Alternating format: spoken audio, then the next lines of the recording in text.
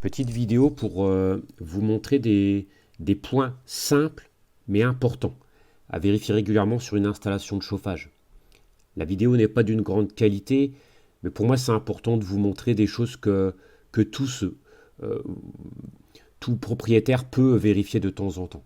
Donc là c'est chez une nouvelle cliente qui m'a appelé sur son installation, une chaudière Fuel Geminox.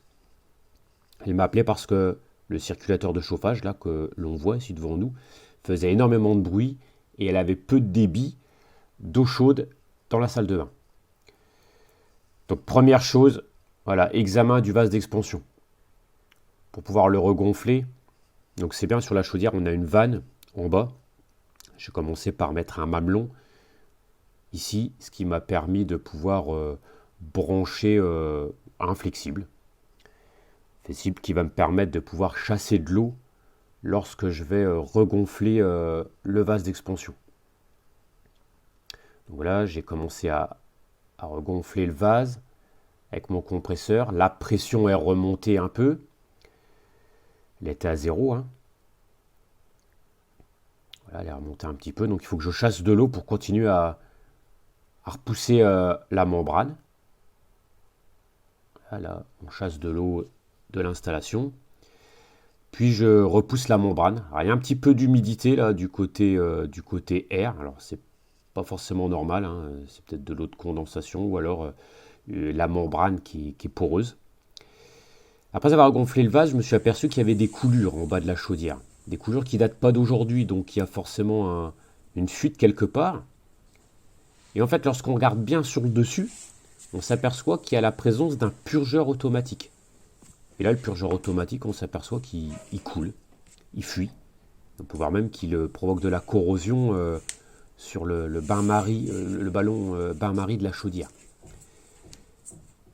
Donc ben voilà, j'avais déjà remonté la pression moi. Alors ben, je vais faire rechuter la pression.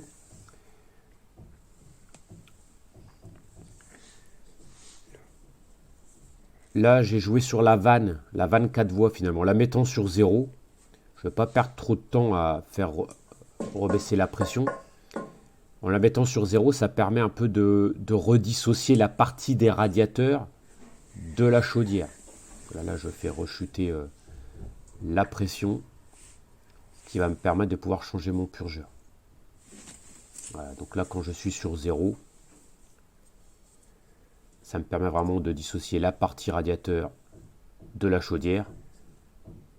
Alors quand il y a une vanne 4 voies, je peux la mettre sur 0. S'il n'y a pas de vanne, ça me permet de, voilà, de pouvoir dissocier les radiateurs.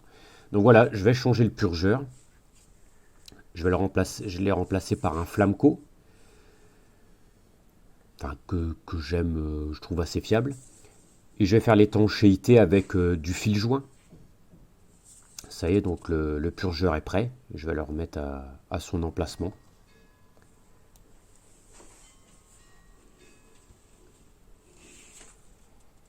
Après avoir changé le purgeur, j'ai aussi raccroché les fils proprement parce que voilà, il touchait la cuve du chauffe-eau, il touchait les tuyaux chauds.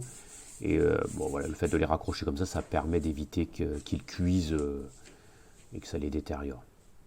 Et puis en cherchant le problème d'eau chaude, finalement le ballon n'est pas du tout entartré. Mais sous la vasque de la salle de bain, où il y avait le problème d'eau chaude, finalement on s'aperçoit que les flexibles, ils sont pliés. Donc bah, j'ai remis les flexibles convenablement.